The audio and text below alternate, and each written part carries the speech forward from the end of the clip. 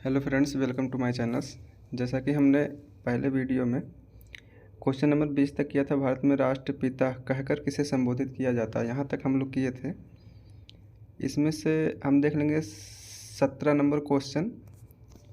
17 number question में हमने बताया था कि विश्व बैंक तथा IMF ने कब से औपचारिक रूप से कार्य करना आरंभ किया था, तो इसमें हमने करवा दिया था 1944। जबकि 1944 क्या था, जुलाई 1944 में अमेरिका में स्थित न्यू हैम्पशर के ब्रेटन वुड्स सम्मेलन में क्या हुआ था, एक सभा बैठक हुई थी, उसमें विश्व बैंक की स्थापना की गई थी। चलिए, हम 20 तक कर लिए थे, इसके आगे से करेंगे। इसके आगे 21 नंबर क्वेश्चन क्या कह रहा है, देखेंगे ध्यान से। कहने सन 1911 में भारत में अधिकतर उद्योग किन राज्यों में स्थापित थे। कहने सन 1911 में भारत में अधिकतर उद्योग किन राज्यों में स्थापित थे। आंसर इसका होगा बंगाल और मुंबई में। भारत में सबसे पहले किस भाषा में पुस्तक छपी थी, तो इसका आंसर क्या होगा। इसका आंसर देखेंगे हम, कोंकणी होगा, कोंकणी। अगला नेक्स्ट दिया है, भारत के मैदानी क्षेत्रों का क्षेत्रफल है, मैदानी क्षेत्रों का क्षेत्रफल है। आंसर होगा 43%, यानी कि 43%। जबकि इसमें हम याद रखेंगे 11% क्या है, 11% आपका क्या है, पर्वतीय है। जबकि 18% क्या है, 18% हमारा क्या है, पहाड़ी है। और 28% क्या है, 28% हमारा पठारी है। आगे देखेंगे, आगे कह रहे हैं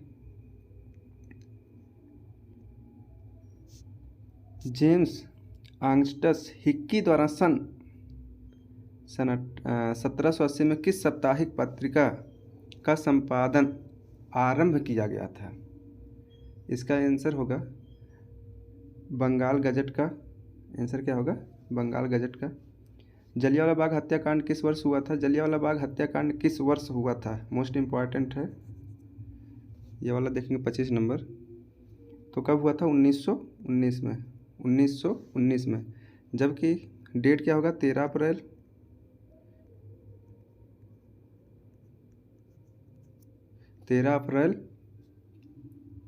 1919 को। कहाँ हुआ था, क्वेश्चन बन सकता है कहाँ हुआ था। पंजाब में, पंजाब के किस ज़िले से, अमृतसर। कहाँ, तो हम कहेंगे स्वर्ण मंदिर के पास। अच्छा, ये क्यों हुआ था, देखेंगे। इसमें क्या था कि एक वहाँ पूजा होती है, पूजा के लिए लोग इकट्ठा हुए थे, जिसमें जनरल डायर द्वारा गोली चलवाया गया, जिसमें बहुत सारे लोग मारे गए। एक चीज़ और मोस्ट इम्पॉर्टेंट है इसी क्वेश्चन से, कि जनरल डायर को किसने मारा, तो जनरल डायर को उधम सिंह ने लंदन में जाकर गोली मार दिया था। जबकि उधम सिंह उस टाइम छोटे थे, लगभग 13 साल के अराउंड, या 13-15 साल के बाद में जाके उन्होंने लंदन में जनरल डायर को गोली मार दी। अगला देखेंगे, उत्तर प्रदेश में कौन सी मिट्टी पाई जाती है। ये भी इम्पॉर्टेंट क्वेश्चन है। उत्तर प्रदेश में कौन सी मिट्टी पाई जाती है। आंसर क्या होगा हमारा, पहला मतलब जलोढ़, सॉरी यहाँ जलोढ़ होगा। जलोढ़ को और क्या कहे, खादर या बांगर कहते हैं। दूसरा वाला देखेंगे पर्वतीय, सॉरी तीसरा दिया है पर्वतीय जो है, ये किस लिए, जो पर्वतीय मिट्टी होती है वो कौन सी फसल के लिए लाभदायक होती है, तो होगा चाय काफ़ी और मसालों के लिए, चाय काफ़ी और मसालों के लिए होता है।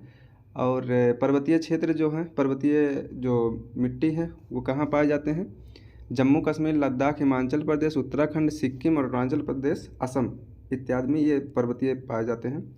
लैटेराइट की बात कर लें, लैटेराइट कहाँ पाई जाती है, देखेंगे उड़ीसा, जगन्नाथपुरी, आंध्र प्रदेश, गोदावरी, महाराष्ट्र, मध्य प्रदेश आदि में पाई जाती हैं। और एक चीज़ इसमें है, भारत और पूर्वी द्वीप समूह में कौन, लैटेराइट कहाँ कहाँ पाई जाती है, उड़ीसा, जगन्नाथपुरी, मध्य प्रदेश, गोदावरी, महाराष्ट्र, मध्य प्रदेश। आगे देखेंगे, भारत में, पूर्वी द्वीप समूह में, और ऑस्ट्रेलिया में, अफ्रीका में, दक्षिण अमेरिका में आज जगहों पे लैटेराइट मिट्टी पाई जाती है। ये कौन सी फसल के लिए है, देखेंगे चाय, काफ़ी, काजू और सिनकोना इत्यादि के लिए है। फोर्थ वाला काली मिट्टी, काली या रेगड़, काली या रेगड़ मिट्टी जो है महाराष्ट्र, कर्नाटक, गुजरात और मध्य प्रदेश जैसे राज्यों में पाई जाती है। और इसमें देखेंगे मैग्नीशियम, चूना और लौह की अधिकता अधिक रहती है। किसमें? काली मिट्टी या रेगड़ में जो है मैग्नीशियम, चूना, लौह की अधिकता अधिक रहती है। एक चीज़ और देखेंगे मोस्ट इम्पॉर्टेंट ये है कि काली मिट्टी का जो काला रंग है, काला रंग जो है वो किस कारण से है? तो इसमें हम कहेंगे मैग्नेटाइट एवं जीवाश्म के कारण होता है। ऐसा क्यों होता है? मैग्नेटाइट और जीवाश्म के कारण होता है। अगला क्वेश्चन देखेंगे, अगला क्वेश्चन यानी कि 27 वाला। 27 में दिया है क्या? वे लेखक जो हस्तलिखित पांडुलिपियाँ लिखते थे उन्हें कहते हैं। उन्हें क्या कहते हैं? देखेंगे पहला वाला कातिब होना चाहिए, जो कि क्या हो गया है? कातिल हो गया है। ये वाह होना चाहिए, आप ठीक कर लेंगे, कातिब होना चाहिए, कातिब, जो कि सही होगा। आगे देखें, भारत में संकटग्रस्त पादप जात में सम्मिलित है। संकटग्रस्त मतलब जो संकटग्रस्त यानी कि जो मुसीबत में हो। मुसीबत में मतलब चंदन इसका राइट आंसर होगा। 29 नंबर, चौरी चौरा कांड किस वर्ष हुआ था? तो चौरी चौरा कांड किस वर्ष हुआ था? आंसर होगा इसमें देखेंगे, आंसर होगा हमारा फरवरी 1922 में हुआ था। 1922 में कहाँ हुआ था? उत्तर प्रदेश के गोरखपुर जिले के चौरी चौरा में हुआ था। अगला देखेंगे 30 नंबर। चलिए देखिए, इसमें है 2 ऑप्शन है, चौरी चौरा कांड किस वर्ष हुआ था, इसमें से जो हम लोग किए हैं अभी क्या होगा? 1922 करेक्ट आंसर है इसका। अगला देखेंगे, अगला क्या है? चलिए देखेंगे अगला। हमारे देश में राष्ट्रीय वन नीति सन 1952 द्वारा निर्धारित वनों के अंतर्गत कितने प्रतिशत भौगोलिक क्षेत्र वांछित हैं? आंसर क्या होगा? 33%। इसका आंसर क्या होगा? 33%, 33%। सरिस्काबाद रिजर्व किस राज्य में स्थित है? सरिस्काबाद रिजर्व किस राज्य में स्थित है? इसका आंसर होगा राजस्थान। आंसर क्या होगा? राजस्थान, अलवर ज़िले में। राजस्थान के अलवर ज़िले में क्या है? सरिस्काबाद रिजर्व स्थित है। अगला देखेंगे, अगला यानी कि 32 नंबर, कह रहे हैं भारत में चीता को कब विलुप्त प्राय घोषित कर दिया गया था? चीता को विलुप्त प्राय कब घोषित कर दिया गया था? आंसर होगा सन 1952 में। आंसर इसका क्या होगा? सन 1952 में क्या किया गया था? भारत में चीता को लुप्त प्राय घोषित कर दिया गया था। उत्तराखंड राज्य में टिहरी बांध जिसे हम कहते हैं, यहाँ देखेंगे टिहरी बांध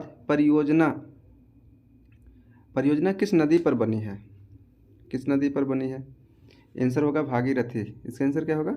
भागीरथी। अगला क्वेश्चन जो है 34 नंबर देखेंगे हम। 34 नंबर कह रहा है निम्नलिखित में से कौन सी नदी बंगाल की खाड़ी में गिरती है? निम्नलिखित में से कौन सी नदी बंगाल की खाड़ी में गिरती है? लिखेंगे कावेरी। आंसर होगा इसका, राइट आंसर होगा कावेरी।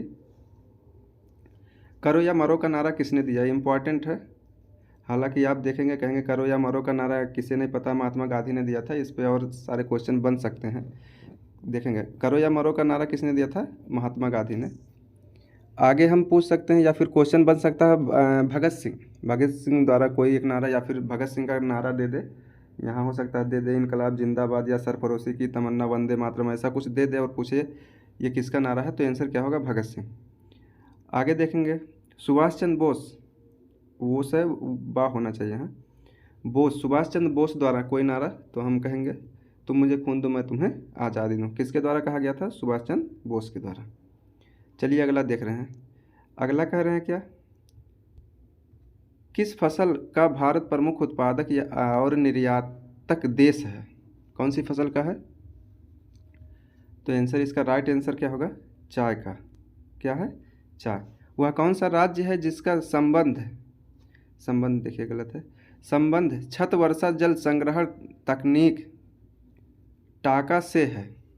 टाका से है। आंसर होगा राजस्थान। इसका राइट आंसर क्या होगा? राजस्थान। अगला क्वेश्चन क्या है?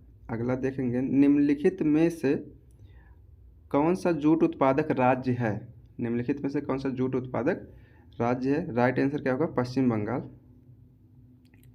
अगला 39 नंबर देखेंगे भारत का वह कौन सा राज्य है जहाँ पूरे राज्य में पूरे राज्य में प्रत्येक घर में छत वर्षा जल संग्रह ढांचे को बनाना जरूरी कर दिया गया है। यानी कि जो वर्षा का जल होता है उसे इस तरह से छतों का निर्माण किया जाता है कि वो एकत्रित करके जल को बचाया जा सके। इसका आंसर, राइट आंसर क्या होगा देखेंगे। इसका राइट आंसर होगा तमिलनाडु।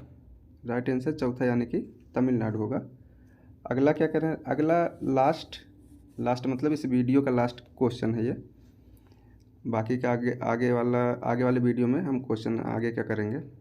देखें, कार्न मीन होता है जो हम कहते हैं मक्का, ज्वारी। कार्नला किस फसल से संबंधित है? कार्नला किस फसल से संबंधित है? तो अगर हमें याद होगा कार्न मीन क्या होता है मक्का, तो हम राइट आंसर कर सकते हैं क्या होगा, मक्का फसल से संबंधित है। और ये कार्नला जो बना था वो कहाँ बना था? ब्रिटेन से बना था। ब्रिटेन में कब बना था ये भी हो सकता है 10 मार्च 1815 को लागू किया गया था। चलिए आगे हम 40 के ऊपर में हम करेंगे कब, अगले वीडियो में 20-20 का हम कर रहे हैं एक वीडियो में। Thank you.